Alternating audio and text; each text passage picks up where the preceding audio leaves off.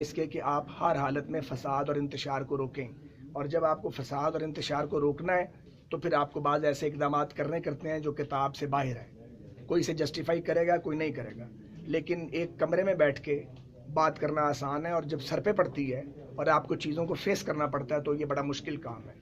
اور یہ دھرنے اور پھر دھرنوں کے ساتھ ساتھ ایسے فیصلے جس میں آپ ان لوگوں کو کٹہروں میں کھڑا کر دیتے ہیں جو ریاستی انٹرسٹ کو پروٹیکٹ کرتے ہیں، پھر توقع کریں کہ جناب سول ایڈمنسٹریشن کام کرے گی. اپنا رویہ بھی تو وہ لوگ دیکھیں جو سول ایڈمنسٹریشن کو کمزور کرنے کے لیے کردار ادا کرتے ہیں، وہ دھرنا دینے والے ہوں یا وہ ایسے فیصلے دینے والے ہوں جو حکومتی سٹرکچر کو، ریاستی سٹرکچر کو کمزور کریں. یہ فرما دیں کہ جو راجہ ظفر الحق کی جو کمیٹی جو کمیشن رپورٹ ہے وہ پبلک ہوگی ابھی، کیونکہ سب کا دھیان عدالت نے بھی کہہ دیا ہے، آپ کی باتوں سے صاف ظاہر ہو گیا کہ آپ لوگ راہ ہموار کر رہے ہیں فوجیوں کی، آپ ان کو سالس بنا رہے ہیں، جبکہ ایک جمہوری قوت اور جمہوریت یہاں پہ کام کر رہی ہے.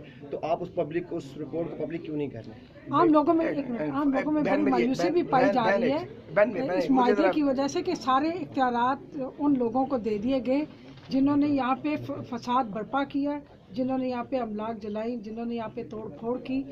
اس حوالے سے بھی کچھ بتائیے. پہلے تو میں ذرا ان کا جواب دے لوں. بیٹا آپ کا سوال درست نہیں ہے اور میں اس سے بالکل ڈس ایگری کرتا ہوں، اور ایسا کوئی تاثر ہماری باتوں سے نہیں پایا جاتا جو آپ نے سوال کیا ہے. اب آپ بات کریں.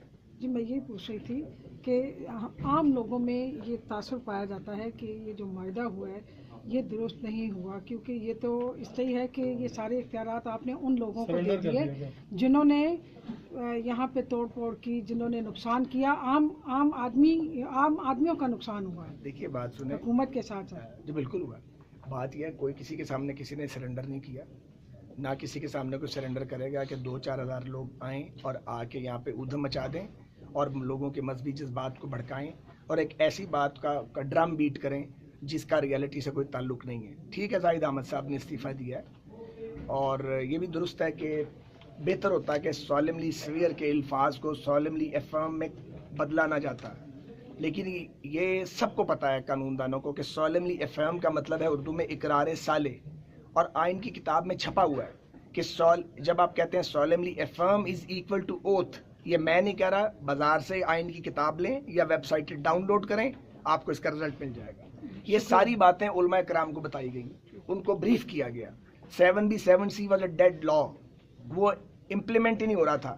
ہم نے 7B7C کو نئی لائف دی، لیکن اس کے باوجود اگر لوگ یہاں آ جائیں اور وہ تل جائیں مرنے مارنے